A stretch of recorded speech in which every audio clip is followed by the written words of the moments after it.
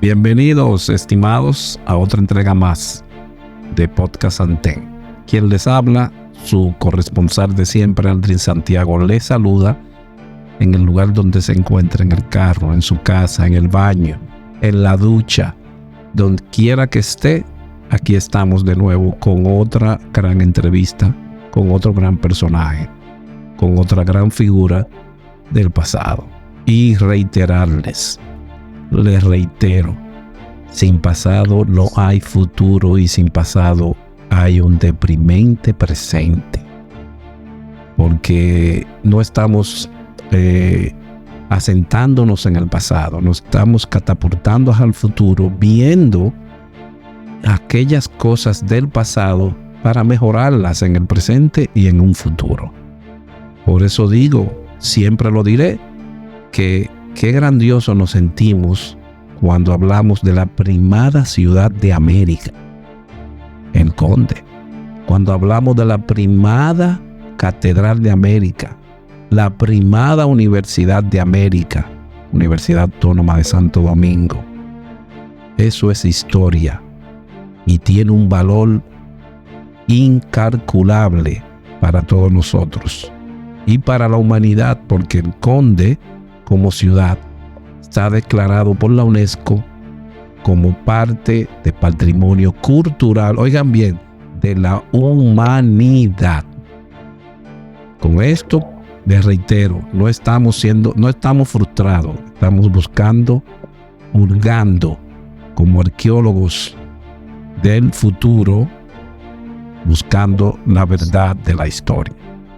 Y hoy, en ese tiempo de aquellos años, grupos totalmente independientes de otras instituciones clásicas intentaban llevar respuesta en sus localidades, porque no existía lo que hoy existe en redes sociales. Los chicos de aquella época entonces invertían su tiempo, su energía en otras cosas, y una de ellas era tratar de dar respuesta, aquella respuesta que los organismos institucionales, los organismos del gobierno no podían dar tan rápida como ellos comenzaron a actuar, comenzaron a darlo totalmente desinteresado. Y hoy tenemos a uno de esos que viene de una larga data, una persona intachable, una persona que nos conocimos desde hace mucho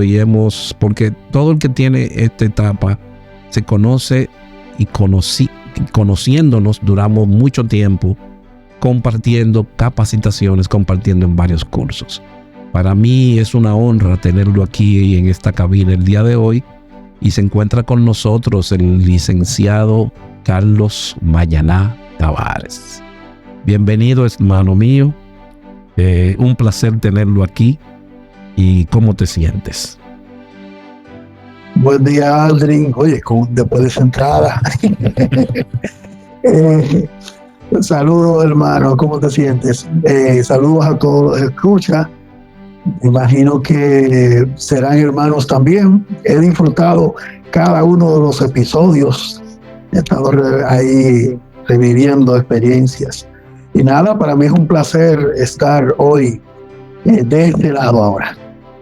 Bienvenido a la cabina, y claro, tú también vienes de esa etapa, de esa respuesta comunitaria independiente que el joven trataba de llevar a dar respuesta a las emergencias que veía a su alrededor, en su entorno.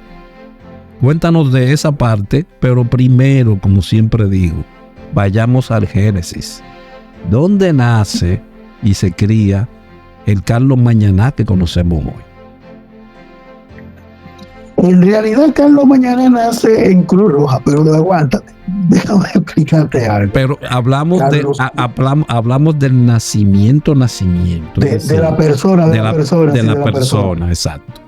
Exacto, sí. Bueno, mi nombre es Carlos J, no digo el segundo apellido. Tamares Mañaná, hijo de un guerrillero. Carlos Tamares fue de la gente de Camaño, ¿no? Y guardaespaldas de uno de sus generales o de sus coroneles. Y Josefa Mañana, enfermera de profesión, una doña ya pensionada, disfrutando ya de su vida de senitud. Y nace Carlos Tamares Mañana en Calero, bueno, no, Lengua Azul, Calero es de este lado, Lengua Azul, que es el lado, si tú vienes de la ciudad hacia Villa Duarte o hacia Boca Chica, por decirle así, cuando tú cruzas el puente, Calero, Lengua Azul es la que queda parte izquierda. Del entonces Puente Duarte, que ahora donde yo nací, está el puente Juan Bosch. Y bueno, a los 8 meses me mudan para mi segunda patria chica, que es Cristo Rey, por situaciones, porque, bueno, debo decirlo, es un orgullo para mí. Mi padre en la posguerra, él muere en enero y yo nazco en abril. Entonces, situaciones de posguerra, insisto, el señor no llegué a conocer a mi padre. Entonces, mi madre, tratando de protegernos, pues, se traslada hacia Cristo Rey. En ese entonces le llamaban Jarro Sucio. Y bueno, empezamos allá la nueva vida en Cristo Rey, y a partir de ahí, pues, te diré algunas cosas más. Ahí en Cristo Rey, realizas toda tu vida educativa, primaria, secundaria, toda esa parte. Sí, yo generalmente fui, bueno, me ocuparon temprano, porque tú sabes que en esos tiempos, estamos hablando de los 70, Cristo Rey estaba subiendo ya con algunas situaciones de corrupción. Entonces mamá se preocupaba porque yo estuviera siempre ocupado. Entonces una parte de la primaria la hice en 2 centros educativos, en Cristo Rey y en el Colegio San Marcos. A nivel privado, el Colegio San Marcos, y a nivel público, el Colegio Cristo Rey, hasta que nos dejan en el Colegio San Marcos para terminar el bachillerato. Cuéntanos de ese toque, de esa primera contacto con aquello de humanidad, con aquello que yo le digo, ese vestido tan hermoso del altruismo. Ok, mira, primero, recuérdate que dije que mi mamá es enfermera. Y al mudarnos para el sector de Cristo Rey, pues la doña era la enfermera del sector, ¿no? Y a mi mamá le iban a buscar para poner inyección, y luego la iban a buscar porque fulano tiene fiebre. Entonces, la doña, aparte de estar en su trabajo, que primero trabajaba en Chanaquino, y al mudarnos a Cristo Rey, pues consiguió que le nombraran en el Santo Socorro, ¿sí? Un hospital que yo conocía porque ya fue remodelado, pero desde pequeñito siempre corría por esos pasillos. Entonces, en esa vida, pues uno creció viendo a la doña ayudar, ¿no? Y llegó un momento en el que ingresamos a la institución. No sé si tienes una pregunta para entonces entrar a la parte de la institución. Ese toque fue lo que te motivó al tú ver a tu madre en todo este proceso. Fue esa parte principalmente lo que tú sentiste que, ok, debo de participar porque mi madre, veo esto como ejemplo. Sí, de hecho, quien te habla tiene un título técnico en emergencias, digo, en enfermería. Me inscribí, la primera universidad que me inscribí fue estudiar medicina. O sea que yo pretendía seguir el camino de mi madre. Éramos 3 hermanos y yo era el de los varones, el mayor. Okay. Entonces, siempre andaba con la doña cuando la doña iba a hacer esas labores de altruismo. Cuando hablé al principio de esos grupos de respuesta independientes, ¿tú perteneciste a alguno de ellos?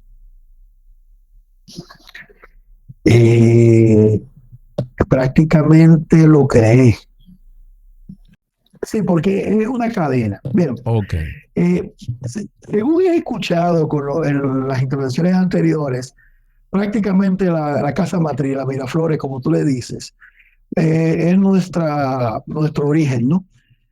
Y bueno, pues nada, como te dije al principio, mamá nos mantenía siempre ocupado en el sector y resulta que en los años 80, específicamente en el año, bueno, primero, se crea el Departamento de Socorro en Cruz Roja, que ahí, bueno, oí que se creó en el 81, aunque había leído que en el 79, pero bueno, hay una pequeña aclaración que hay que hacer los que sepan de eso. Pero bueno, se crea Socorro y tengo unos amigos conocidos lejanos, no tan de lleno, que estaban perteneciendo al Comité 14 de la Juventud en Cristo Rey. Bien, en las vacaciones, mamá se encargaba de mandarme a un taller de repuesto en la calle 41, cerca de la iglesia de Cristo Rey. Ocurrió, voy a mi prehistoria. Ocurrió que en el 1982, Joel Cárdenas, Porfirio López, Franklin Gómez y un grupo de jóvenes tienen una pequeña discusión con Wilfredo Astacio Beliar, papito, Évido, que en gloria esté. Y deciden, como ya se había formado Socorro previamente, y el Comité 14 de la Cruz Roja era de la Juventud, ellos deciden separarse y crear una brigada en el sector, pero perteneciente a Socorro. 1982. Entonces, eso me quiere dejar dicho porque había cierto rumor urbano de si tú pertenecías o no a las Estepas de la Flor. Entonces tú estás diciendo ahora mismo, aclarando que estamos hablando de los 80 que tú entraste. 82, 83. Sí. No, dame un segundo, ahí voy. Bueno, sí y no. 1982 se crea la brigada. Bien, el 22 de enero de 1982, reconocido por Socorro. Luego, al año, ellos estaban haciendo una exhibición en la calle que te dije, la 41. Estaban haciendo una marcha. Antes tú sabes, se usaba mucho eso de disciplina y orden militar. Sí. Entonces, en ese momento, recuerdo como ahora, y hasta me engranó, porque mi vida cambió a partir de ahí. Yo estoy dentro del taller, estamos hablando 14 años más o menos. Sí, yo cumplía los 15 en abril. Y resulta que oigo la orden, no, derecha, izquierda, y etcétera, etcétera. Yo salgo del taller. Cuando salgo, me paro y veo los muchachos haciendo su exhibición, que marchaban para después, daban la reversa, daban esto, y me quedo mirando la exhibición. Y una persona, espero que me escuche, que estoy intentando comunicarme con él para toda entrevista, y una persona, un joven también, un chin más adulto que yo, me pone la mano en el hombro porque me ve que yo me quedo como que wow, y me dice, ¿te gusta? Digo yo, sí, se ve chulo, sin verle ni siquiera la cara. Y me dice, pues ven con nosotros. Me digo, sí, me gustaría. Dice, los sábados nos reunimos en el Colegio San Marcos. Digo yo, pero yo estudio ahí. Dice, sí, pero tal vez tú estudias lunes a viernes. Y ahí es cuando le veo la cara a mi hermano del alma, mi jefe, mi compañero de penuria y de éxitos, el hoy doctor Franklin Gómez. Uy, oye, ¿de dónde viene todo? Ya entiendo. Entonces lo miro y le digo, ¿el sábado a qué hora? Me dice, no, el sábado a las 5. Bien, le pido permiso a mi madre e ingreso a la Brigada de Primeros Auxilios de Cristo Rey, adscrita Socorro de Cruz Roja Dominicana. Eso fue, yo no había cumplido, fue en enero, porque yo estaba celebrando el aniversario. Yo no había cumplido en los 15 años todavía. Ok, seguimos en la parte del Génesis para seguir porque sí, exacto, sí. Mañana es una persona muy estructurado y me mandó hasta una etapas, años, personajes involucrados. Sí, porque la gente no... Bueno, yo lo voy a publicar también con el permiso tuyo en tu entrevista y vean cómo tú preparaste todo, ¿verdad? Sí, se puede. No sé sí, si los colores se puedan resaltar o quitar, te puedo mandar el Excel para que yo arreglo, yo lo arreglo. modifique un poco. Bueno, aquí tenemos Perfecto. la fecha de 1985. Ya hablamos del 83, la etapa donde entraste y mencionaste. Ahí hablas de un reconocimiento por Jorge Blanco, el presidente de la época. ¿Cómo fue eso? Ok, mira, en el transcurso del trabajo que hacíamos con la brigada, pues yo fui ascendiendo rápidamente. Fíjate que tengo 2 años ahí. Desde el 83 que ingreso, en el 84 fueron muchos entrenamientos a nivel interno, ¿no? Y mi primer curso de PAB, dado por Valverde Podestá, uno de nuestros maestros e ícono en esto, era uno de los facilitadores, y Atahualpa Parrí también. Bueno, ahí justamente ingresamos, ya digamos, logro, porque hay un detalle, no todos íbamos a la central, no todos íbamos a Miraflores. Para tú ir a la central de Cruz Roja tenías que pasar los entrenamientos internos primero. Pero ¿por qué era eso? Bien. ¿Por qué era eso? Porque explíquenos a partecita ahí. Bueno, la BPA, o la Brigada de Primer Auxilio en aquel tiempo, siempre fue concebida con entrenamientos y rompía el esquema del Comité 14. El Comité 14 era como muy militar, muy que cuando llegaba un oficial todo el mundo se ponía de pie. En la BP había cierta disciplina, pero éramos como con más libertad. Entonces, las reuniones estaban pautadas de 2 maneras.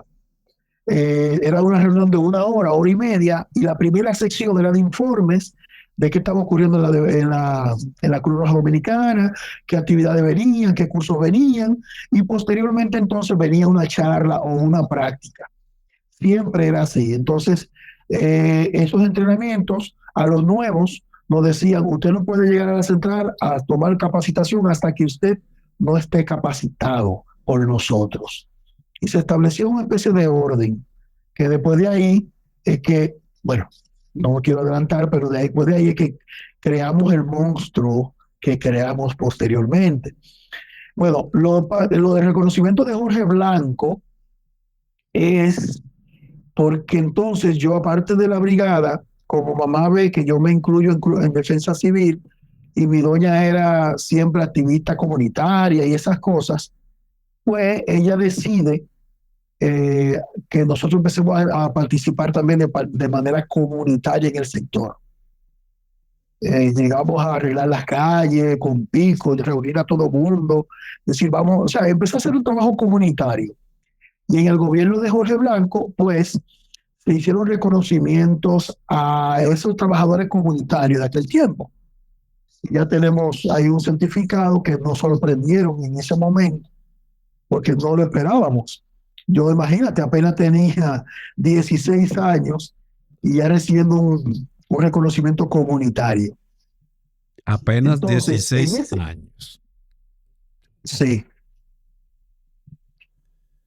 Entonces, en ese momento, en el 1985, ocurre algo en la brigada. Lo que ocurre es lo siguiente: o sea, Gómez ingresa a la universidad, Moisés Joel Cárdenas, que era el presidente, asume un trabajo de tiempo completo, y Porfirio López pues ya se había mudado del sector. O sea, los 3 líderes principales de la brigada pues asumen su vida cotidiana, ¿verdad?, como personas normales, y no pueden dedicarle tiempo a la brigada. Entonces, como ya yo tenía el cargo de operaciones de brigada, pues prácticamente yo asumo el control y el punto de quiebre, como le decimos. Eso fue en el 85.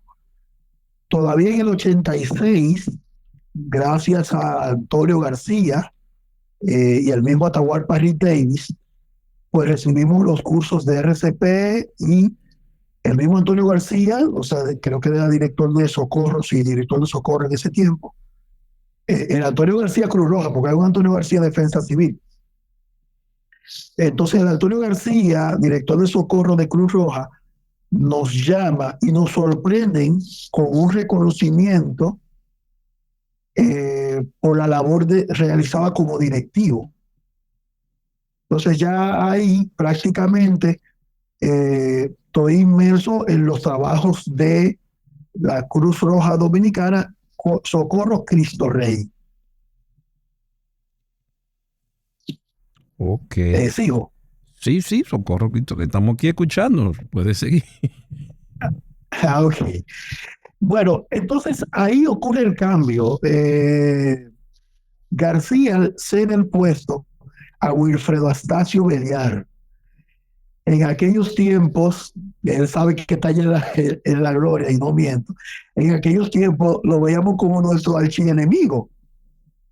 Entonces, como tú entenderás, llega la situación en que quien nos expulsó, entre comillas, del Comité 14, llega a asumir la dirección del departamento al cual pertenecemos. Élido intenta reunificar los comités porque él tenía interés en el que el Comité 14 pasara a Socorro, porque de verdad ya tenía muchos jóvenes adultos. Pues ya tú supiste, el orgullo, la rebeldía nuestra, juventud al fin, yo y los directivos que me acompañaban nos negamos a eso. Armamos un consejo, porque justamente la brigada... Pero, ¿sí? ¿Por qué se negaron? ¿Cuál era la razón? ¿Había alguna razón? Era solamente rebeldía. Orgullo y rebeldía de juventud.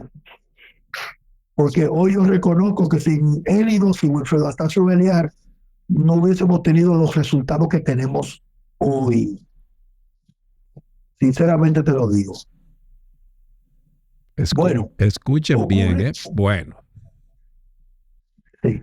Ocurre entonces que, como nos citaron a la central, el director de Socorro nos cita, yo llamo de urgencia al consejo de la brigada, que eran los ex directivos salientes y los directivos actuales.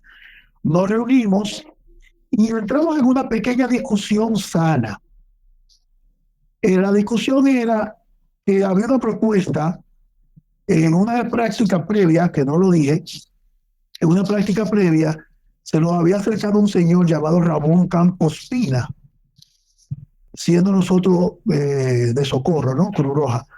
Y Ramón Campos Pina en ese momento era el presidente de la Defensa Civil de Arroyo Hondo. O sea, casi dominaba la zona norte de Santo Domingo. Y él se para y nos dice, uy, mira, no sabía que usted estábamos de civil, no estábamos de Cruz Roja. Y él dice, oh, pero mira qué bien, ustedes, yo soy presidente de defensa, se presenta y me pasa el teléfono de su casa. Me dice, cualquier cosa estamos ahí, yo le presento como Cruz Roja, y dice, pero mira qué bien, podemos trabajar juntos, etcétera, etcétera. Bueno, en esa reunión que te dije, resulta que hay una discusión prácticamente donde dos amigos se enfrentan. Mi solución era abandonar Miraflores y pertenecer a la Casa Naranja. Entonces, mi hermano y padre de este tema, Franklin Gómez, se negaba a que el grupo saliera de la Cruz Roja, pero tampoco aceptaba que fuéramos a unirnos con él otra vez. En esa discusión, pues yo digo, bueno, pues permítanme pensar y ver qué solución le traigo, porque el soldado al fin debo, ¿verdad?, respeto a mis autoridades. Y ellos... Una pregunta mañana. Sí. Porque se han mencionado algunos actores. ¿Tú recuerdas otros actores más ahí junto con en ese equipo? Porque mencióname a los otros también, no me lo dejes fuera, por favor. ¿Cuáles más tú recuerdas? No de la reunión, sino los que estaban en ese equipo, porque han mencionado a Franklin, tú, para que la gente tenga una idea que nada más no eran ustedes. ¿Cuáles más habían? ¿Cuáles más pertenecían allí? Pero bueno. Bueno, que ustedes conozcan, porque tengo que revelar un secreto más adelante, que ustedes conozcan, en esa reunión estaba Altagracia Orquídea Jardines, estaba Moisés Joel Cárdenas, Porfirio López no pudo ir, estuvo Franklin Gómez, Tuvimos los 3 directivos principales de la brigada en ese entonces, que era Alberto Brito, eh, Rocky Marlin y mi persona. Eh, no recuerdo si Adolfo estaba, pero bueno, Simeón Acevedo, que tú lo conoces porque es salvavidas reconocido. Sí. Habían 2 personas más que no recuerdo exactamente. Y el equipo más grande en general, el macro, es decir, porque me recuerdo que hice una entrevista a un amigo tuyo, muy conocido, el coronel Luis Arias, también me dijo que pertenecía al BPA también. Sí, pero bueno, que lo estoy mezclando. Sí. Sí. Brinqué, sí. Excusas ahí. Tranquilo, yo estoy en la prehistoria. Sí. Porque como te dije, hay un punto de quiebre donde surge el Carlos Mañana, que ustedes conocen. Y ahí es donde decidimos romper el esquema. Entonces, ¿qué pasa? Esto de la brigada en ese tiempo, y todavía seguimos así, todavía seguimos así, era una hermandad, o es una hermandad. Y para mí era cuesta arriba yo violentar las órdenes de quienes me crearon, ¿no? Y cuando la directiva se reúne, yo invito a un amigo, José Manuel Vargas, que solamente nos acompañaba, nunca perteneció, sino nos acompañaba. Y José Manuel lo que dice, pero es sencillo, creen una agrupación de ustedes donde se mezclen las instituciones y el que quiera quedarse en Cruz Roja, se queda en Cruz Roja y el que quiera... Y ahí entonces llevamos la solución al Consejo de Cristo Rey, o sea, al Consejo de la Brigada. Y yo propongo, bueno, yo estoy proponiendo que esta brigada se llame Brigada de Primeros Auxilios de Cristo Rey y que cada quien se quede en la institución que desee y nosotros vamos a crear una institución particular. Se aprueba. Se aprueba entonces, ahí es donde surge la BPA. O sea, tomamos las tres iniciales de Brigada de Primeros Auxilios, que posteriormente cambia a prevención por el cambio de la gestión de riesgo, cambia a Brigada de Prevención y Auxilio, pero eso es años después. Entonces creamos la BPA con el detalle de que teníamos que cerrar el ciclo de Miraflores.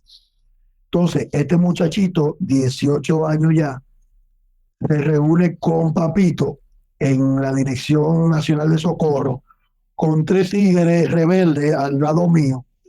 Y recuerdo como ahora que él dice, ¿qué decidieron? Y yo, no nos vamos a reunir. Y da un palmotazo, ¿tú sabes cómo era nuestro papá? Da un palmotazo y el director, ¡pa! Pues ese grupo desaparece a partir de hoy. Yo soy el que mando aquí. Y yo, lamentablemente, le entrego los pectorales y le dije, acaba de surgir el Comité de Defensa Civil Cristo Rey. Oh, Dios. Y en eso, ya yo había contactado a Ramón Campos Pina, que me mandó donde Gregorio Gutiérrez, en su charla, según vi, Gregorio Gutiérrez menciona a la persona de Cristo Rey, ¿te acuerdas? Sí. Y entonces me manda donde Gregorio Gutiérrez. El doctor, sí, tú estás diciendo el doctor Gutiérrez, ya me recuerdo. Si él no mencionó. Sí, él no mencionó. Sí.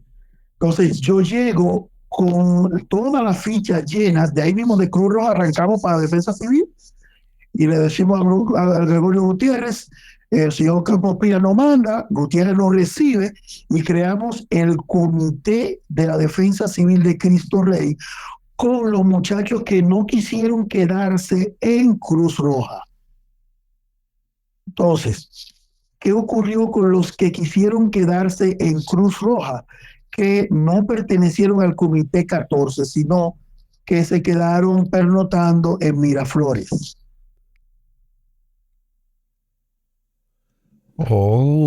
Ya entiendo de dónde hubo esa fluctuación de 2 líneas. Ya entendí. Algunos se quedaron, entonces, otros partieron, pero con la idea primaria, llevar ayuda a quien lo necesite, que era lo primordial. Ahí viene, ese fue el punto de quiebre, ¿no? Sí. Entonces, ahí viene lo segundo. El consejo me dijo, tú estás seguro de lo que tú estás haciendo, porque crear una institución no es tan fácil. Nos reunimos un grupo de locos con el joven que te mencioné a la cabeza, Manuel, y me dijo, ¿qué tal si creamos una escuela? ¿Cómo es Cruz Roja? Y empezamos a decirle cómo se estaba creando Cruz Roja, que Socorro, y los cursos que se estaban dando. Entonces, creamos niveles de entrenamiento, A, P y B, con las mismas letras de la agrupación. O sea, los A iban a ser los niveles más bajos. Bien, los P iban a ser los prevencionistas, en este caso, los de segundo nivel, y los B iban a ser el otro nivel, y el consejo quedó, ¿cómo se dice? Admitan, de honorífico, con el título BPA. Entonces, si tú querías llegar al nivel BPA, había que pasar los 3 niveles de entrenamiento. Y ahí prácticamente convertimos el grupo en una especie de universidad de gestión de riesgo. Con el detalle, voy a revelar esto ahora, con el detalle de que nos alimentábamos de ustedes.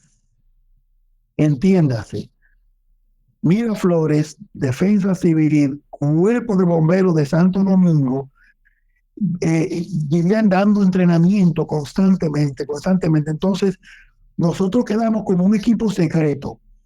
Y te puedo mencionar nombres que tal vez tú te vas a sorprender, como te sorprendiste con Carlos Corporán. Por ejemplo, Limber Tejada. Limber Tejada, que en paz descanse, era miembro de la BPA y fue prácticamente designado a estar en Miraflores. En el Cuerpo de Bomberos de Santo Domingo, yo llegué a hacer el curso de oficialía, aunque no recibió el título por situaciones, pero fuimos designando muchachos. A ti que te gusta Defensa Civil, pues está bien, tú te quedas en Defensa Civil, tú te quedas en Cruz Roja, y de ahí nos manteníamos enterándonos de la situación. ¿Qué personas nos ayudaron a crecer a nivel de formación? Bueno, ya hablamos de Campos Pinas y Gutiérrez, que nos permitieron el paso, ¿verdad?, a una institución que nos avaló. Pero luego hablemos de Atahualpa Rick Davis, por ejemplo. Atahualpa Rick Davis se convirtió prácticamente en nuestro padre de Miraflores. Y luego también, cuando pasó a Defensa Civil, nuestro padrino. Él, cuando estaba en Socorro, cuando estaba no Socorro solamente, en la dependencia de Cruz Roja, siempre nos mantenía al tanto de los cursos que venían. Entonces nosotros mandábamos miembros, y así había una condición. Si tú ibas y tomabas el curso de primer auxilio básico, tú tenías que dar 2 sábados de entrenamiento de lo que tú aprendiste. Entonces, eso tenía 2 funciones. Primero, cuando tú ibas a las capacitaciones, tú estabas obligado a aprender. Y segundo, empezabas a ser facilitador. Entonces, eso hacía que cuando tú tomabas un curso, tú tuvieras que prepararte, tú tuvieras que preparar sus láminas. Por ahí hay una foto que creo que te mandé o te mandaré, donde teníamos un retroproyector, porque a todo esto, no sé si Ramón Campos Pina se acuerda, pero el comandante Campos Pina nos ayudó bastante con los uniformes, con algunos equipos que conseguimos y todo eso. Y éramos un grupo élite privilegiado prácticamente, porque teníamos equipos que otros comités, otras brigadas no tenían en ese tiempo. Hasta ahí estoy hablando de la parte de formación, ¿no?, de cómo empezó toda la parte de formación. Atahualpa llegó a compenetrarse tanto con nosotros que en 1992 aceptó ser el padrino de mi primer matrimonio con mi difunta esposa. Atahualpa fue el padrino de mi boda. Oigan dónde va todo el proceso y cómo se va haciendo un tejido humano con todas estas personas en una sola tonalidad. Ayudar. Es increíble todo el proceso que estoy escuchando. Seguimos mañana. Sí, mira, yo estoy, bueno, Bueno, con los muchachos tú puedes tal vez conseguir más actividades, porque yo veo, estoy basando en los documentos que tenemos aquí, lo que yo. Pero mientras estamos hablando de todo esto, están transcurriendo actividades de rescate, el derrumbe que mencionó Carlos Corporán, los aguaceros de Cristo Rey. Aquel tiempo Cristo Rey era un foco prácticamente de la gestión de riesgo. Nosotros estábamos, junto con esos entrenamientos que estoy mencionando, también estábamos desempeñando la labor de ayuda, ¿no? Al sector. Bueno, pasemos a los 90. Estamos hablando de que nosotros pasamos a defensa civil en el 86, ¿verdad? El 86. Ahí todavía Entonces, el edificio, los naranjas estaban en la Delgado en ese entonces ahí, ¿verdad? en la Delgado. Entonces, ahí surge una situación que nosotros nos autodesignamos como los socorristas universales. Porque, por ejemplo, Carlos Mañana llegaba, mi hermano Gando, te quiero. Carlos Mañana llegaba a Cruz Roja Dominicana y me decían, pero tú no eres Cruz Roja, ¿qué tú haces aquí? Y Carlos Mañana llegaba a Defensa Civil y los muchachos de operaciones decían, pero ustedes no son de Defensa Civil, que ustedes hacen aquí. Y entonces nosotros nos autodenominamos los socorristas universales porque nadie nos reconocía. Pero al final siempre se hacía la labor en el sector, ¿no? Y bueno, llegó un momento en lo que hicimos todas esas formaciones y empezamos a dar capacitaciones, que el señor Campos Pina decide, no sé si fue ir a el país, por HVR no puede seguir con el cargo que tenía en Defensa Civil. Y como ya Carlos Mañana, que volé por TCO de Altamares, pero que el Carlos Mañana que ustedes conocen, entonces estaba muy sonoro como presidente del comité, pues entonces me designan como supervisor de la zona norte de Santo Domingo. Entonces, en esa designación es que empezamos nosotros a hacer un trabajo con los comités de la defensa civil.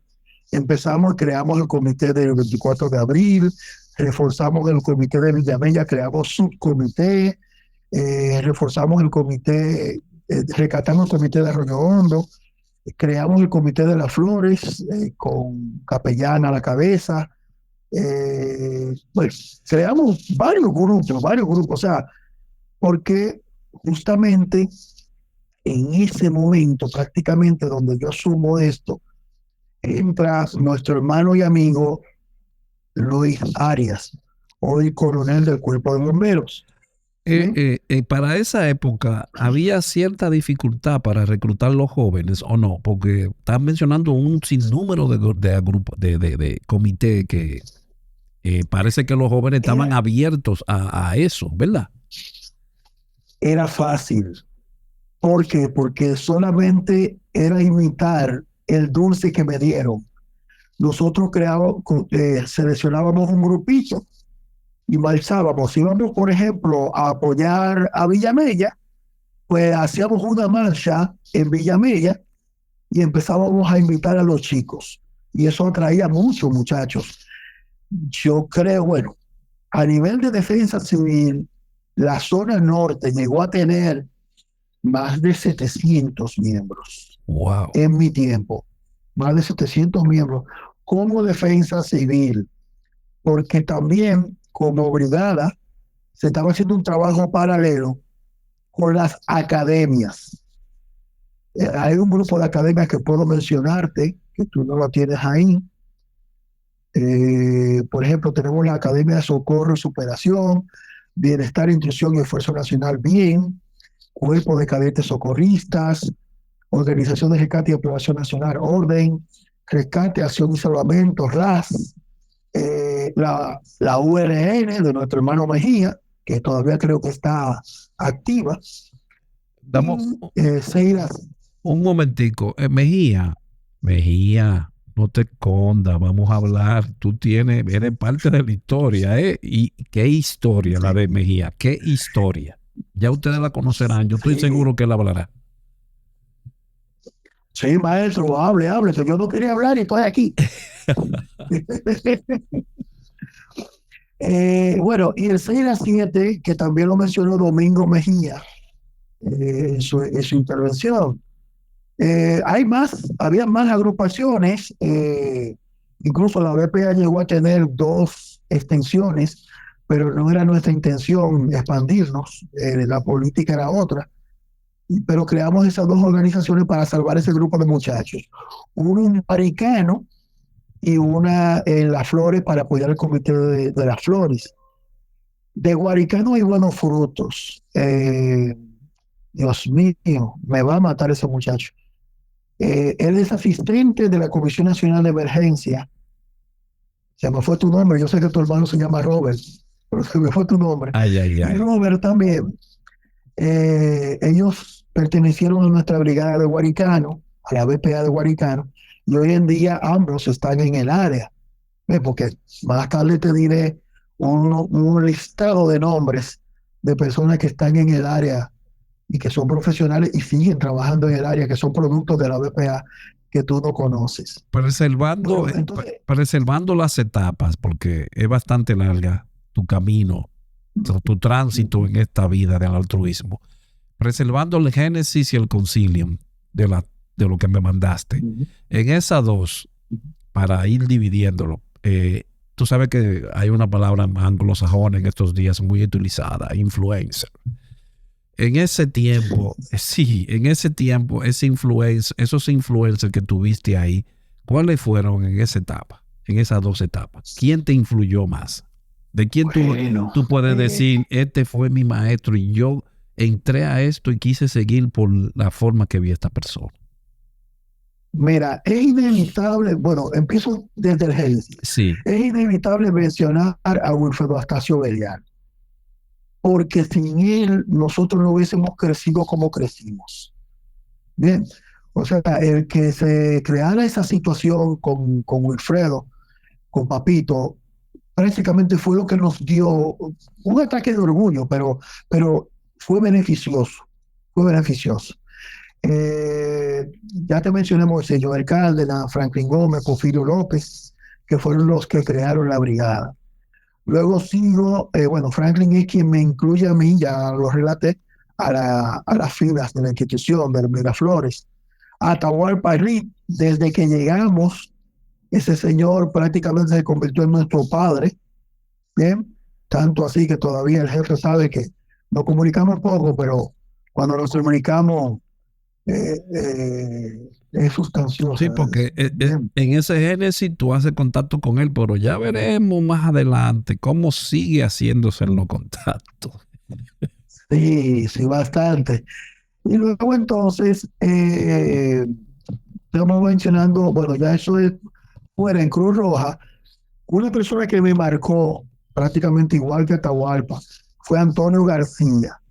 El Antonio García, director de Socorro, porque como te dije, hay un Antonio García, Defensa Civil, y que fue quien nos dio el primer curso de primeros auxilios, el DRCP, perdón, junto con Gustavo Sayas. Ah, Bien, Gustavo Sayas. estoy mencionando. En ese tiempo era Nadine Curia el director, ¿no? Creo que lo tengo ahí, sí. Sí, sí. Luego entonces, en el punto de quiebre, menciono nuevamente a Wilfredo Astacio Beliar, fue protagonista del punto de quiebre, ya siendo director de Socorro, y a Campos Pina, que llega al azar, ¿verdad? Y nos manda donde Gregorio Gutiérrez. Gregorio Gutiérrez es quien nos abre las puertas de la defensa civil. Y luego entonces, el paz de cáncer de Eugenio Cabral, es que recuerdo una pregunta que hizo delante de mí, dice, vea, está ahí el rubito que yo siempre lo veo aquí, ¿qué es lo que pinta? Eso era a ti. El caso es, sí, el caso es que entonces ahí es que cuando Campos Pina decide cómo dejar la institución, Eugenio Cabral acepta la moción de que yo fuera el supervisor de la zona norte de la defensa civil. Todo esto voluntario, no comprábamos, no recibíamos nada, solamente voluntario. Entonces, cuando pasa la parte del el punto de quiebre, como decimos, ¿no? Eugenio es que Gutiérrez nos asume, y luego entonces Eugenio nos catapulta a ser como más, a salir de Cristo Rey, de nuestra zona de confort. ¿Bien? Eugenio Cabral, que en paz descanse, es que nos entrega la zona norte, y ahí entonces empezamos a hacer un trabajo prácticamente de dualidad, tanto como institución independiente, la brigada BPA, y la de Cristo Rey, de la Defensa Civil de Cristo Rey, hasta el punto de que no le revelamos a Eugenio. Mañana, ¿qué fue? Te traiciona el otro apellido, ¿oíste? Eso es totalmente que te traiciona. Guerrillero hasta el final, padre. Bueno, ¿cuál es el punto? Mira, el punto es que nosotros teníamos esa dualidad y un día fuimos a solicitar un permiso para hacer un campamento. Y ese campamento resulta que iba a ser con las brigadas independientes y los comités de defensa civil. Y cuando vamos y mandamos la carta, Eugenio Cabral se niega. Dice que no hay permiso. Tú sabes cómo era el don. Rajatabla. Yo hablé con él, permisita, no se pudo. Hasta el momento que yo dije, ok, Defensa Civil Cristo Rey no va a participar. Pero entonces la BPA de Cristo Rey sí va a participar. Y como éramos independientes cuando metíamos de negro, pues sencillamente, vámonos. Y ahí entonces nos fuimos. Y bueno, eso es una historia un poquito larga. Ahí me sancionó, yo fui, hablé con él y dije, pero vóteme, me dijo, no te voy a votar, sancionar. Y bueno, el caso es que nada, luego que Campos Pina decide abandonar un poquito el área voluntaria a nivel de defensa civil, porque él ingresó a los bomberos posteriormente. Entonces me designan a mí como supervisor de la zona norte. ¿Bien? Entonces ahí, como te dije, empezamos a trabajar con los comités de defensa civil y concomitantemente con las brigadas independientes. Veo que también hay una capacitación fuera del país. ¿Qué te pareció aquella experiencia? Explícanos a dónde fue y cómo fue. Bueno, mira, eso fue en Venezuela. Eso tuvo una situación porque era para Puerto Rico que íbamos, pero surgió un rumor nunca confirmado, de una situación con las visas, ¿no? El caso fue que cuando fuimos el grupo, recuerdo Ramón Ventura estaba con nosotros ya, cuando fuimos el grupo a solicitar las visas, resulta que nos las negaron. Y Atahualpa Nick Davis, cuando salimos del consulado, que estaba ahí en La Gómez, recuerdo como ahora dijo, tranquilo, que ustedes van a viajar como quieran. Atahualpa era ya el oficial de Tuanis, de la defensa civil. Entonces hizo gestión en Venezuela y pues se creó una formación para nosotros allá en Venezuela, donde, tuvimos participación en una práctica de táctica, hicimos práctica con el cuerpo de bomberos. Tengo todas esas fotos para mandártelas. Hicimos todas esas. Fue bastante interesante ese viaje a Venezuela. Nada, y fue un grupo de 13 personas, incluyendo oficiales de la defensa civil y mi persona. Wow. ¿Qué tiempo duraron allá? Fueron como 2 semanas, 15 días más o menos. Y vamos a hablar claro, ¿le daban alguna dieta o fue con el dinero de ustedes que tuvieron que hacer la estadía allá? Bueno, es buena pregunta. Claro. Mira, y es un buen punto, y quienes me escuchan de aquellos tiempos lo saben. Nosotros, para la época, teníamos una posición económica privilegiada. Gracias a mi papá, gracias a mi madre, y bueno, yo ahí yo menciono que mi oficial de planes de siempre, Alberto Brito, a Rocky Marlin, mi vice de siempre. Nosotros teníamos posición más o menos cómoda económicamente. Entonces, eso hizo que nosotros hiciéramos algunas gestiones para lograr sustentar el pasaje a mi persona. Y ves, ¿qué te digo? Merecer bueno, pero sí, sí, sí. Sí, hubo facilidades, sí, hubo facilidades. No, porque, bueno, ahora las instituciones trabajan de otra forma muy diferente, te pagan pasaje, estadía, una dieta, algo así, porque las cosas han cambiado, pero estamos hablando del génesis, de la prehistoria en cuanto a muchas de las instituciones, para que el joven de ahora que está dentro de ellas entienda cómo eran las cosas anteriormente.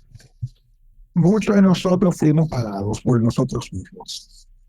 Hubo algunos que sí fueron sustentados, pero fuimos pagados algunos. Aparentemente en el 93, entonces, ¿fueron ustedes que impartieron el curso de litáctica o cómo fue aquello? No, licenciado Tabor Parry, mi papá, tiene contactos allá en Venezuela con Carlos, Dios mío, se me olvidó el nombre, el apellido. Bueno, pero Carlos, bonito nombre, por cierto. Resulta que este señor aquí nos da ya una práctica pequeña de litáctica. Tengo algunas fotos de Venezuela. Y Atahualpa logra que ese señor venga aquí para impartir el primer curso de litáctica. Y ahí hacemos un grupo mixto con relación a quienes participamos. Te menciono nombres, por ejemplo, Julio de Peña, Franklin Gómez, Edwin Olivares. Creo que te hice llegar esas fotos. Sí, ahí aparece también María Virginia, la esposa de María Alejandro Virginia, Valverde. está, sí, la jefa segunda, y aparece Eddie Matos.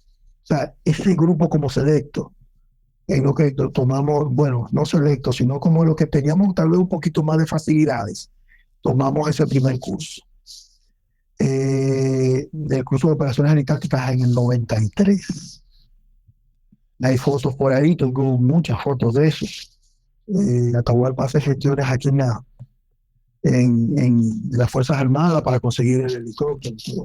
Para el 94 me encuentro contigo en algo totalmente diferente. Creo que fue en esa época que también entré. Y no, 95, cierto. Y nos encontramos en el Aeropuerto Internacional de las Américas, en aquello que se llamaba, porque allá aquí el coronel Arias me recordó el nombre, Servicio de Extinción, ¿cómo es? Servicio CCEI. SSEI, Servicio de Salvamento y Extinción de Incendios. Exacto. ¿Cómo llega Carlos Mañaná ahí? Bien, bueno, para nadie es un secreto que mi papá es Atahualpa. Eso sí lo puedo decir y a orgullo lo digo, porque sembró bastante en nosotros y nos ayudó en la profesionalización. Recuerda que la brigada fue creada como una especie de academia y había niveles jerárquicos. Entonces fuimos ascendiendo gracias a la ayuda de Atahualpa y algunos otros instructores que puedo mencionar después, cuando llegue su momento, claro. Pero Atahualpa fue quien nos dio la primera mano a nivel de entrenamientos. Y Atahualpa cayó en el departamento de aeroportuaria, trabaja a manera de empleado, ¿no? Y bueno, ahí es donde Atahualpa entonces yo salgo de mi trabajo fijo, Atahualpa se entera, recuérdate que fue mi padrino de bodas, Sí, sí. Atahualpa se entera que estoy sin trabajo y me manda a buscar. Me manda a buscar y me ingresa al Cuerpo de Bomberos del Aeropuerto Internacional de las Américas como paramédico. Entiéndase que en la ambulancia, ¿no? Y ahí es justamente donde empieza, bueno, un ascenso increíble que nunca en mi vida yo pensaba que íbamos a lograr hacer esto. Porque, te reitero, la BPA empezó a hacer una especie de universidad en el tema de socorro, en el tema de salvamento. Y teníamos todo un calendario creado. Luis Arias creo que debe tener algo por ahí de eso, porque yo no lo tengo. Eh, pero era todo, como te dije, eran niveles BPA. Entonces, los A eran los novatos y era A1, A2, A3, A4. Los P eran P1, P2, P3, P4 y los B eran B1, B2, B3. Y luego entonces venía el nivel BPA. Bien, cuando Atahualpa se entera de lo que habíamos hecho, él nos ayudó a las formaciones. Nos convocaba a entrenamiento, nos convocaba a esto, nos daba facilidades. Bien, nos aupó prácticamente. Eso, honor a quien honor merece.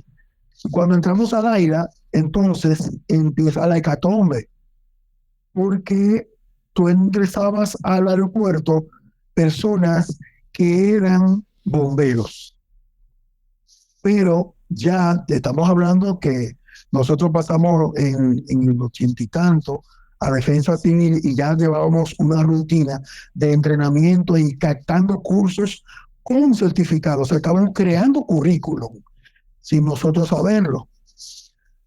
Cuando llegamos a Laira, entonces Atahualpa era encargado de especializar las brigadas de rescate, no específicamente los bomberos, sino brigadas de rescate, en el grupo SAR. Y ahí es donde se abren unos cupos para trabajo, ¿no? Y ocurre que como mi gente, o sea, hablando de la BPA, tenía currículum, llegamos a ser 19 nombrados en aeroportuaria, incluyendo nuestro hermano Luis Arias, mi hermano Arias Rijo. Puedo mencionar nombres que tal vez tú no conozcas, pero muchos. Razú era del grupo de ustedes también. No, Polaco. Razú era Polanco Razú era de la Defensa Civil. Ok. Aunque Hermano mío. participó con actividades con nosotros. Sí, sí, muy buena persona. Pero nada, el caso es que ahí empezamos nosotros a ver que el tema tenía profesionalidad, porque a nivel familiar ya yo estaba en rebeldía con mi madre, que yo no quería universidad. Al final, bueno, pues nada, el caso es que yo dije que iba a trabajar en esto. Punto.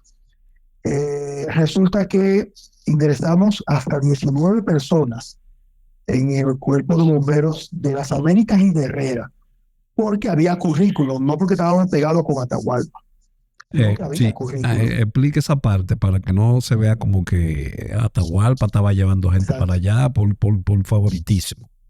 Había un No, currículum no, no. anterior.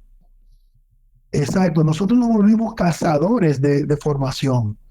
Y por eso muchas veces, como te dije, nos llamábamos soldados, socorristas universales, porque no éramos Cruz Roja, no éramos Defensa Civil, no éramos bomberos, pero recibíamos entrenamiento de todas esas instituciones.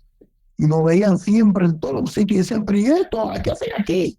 Y era que nosotros teníamos espías, por decirlo así, en cada una de las instituciones y nos enterábamos de todo.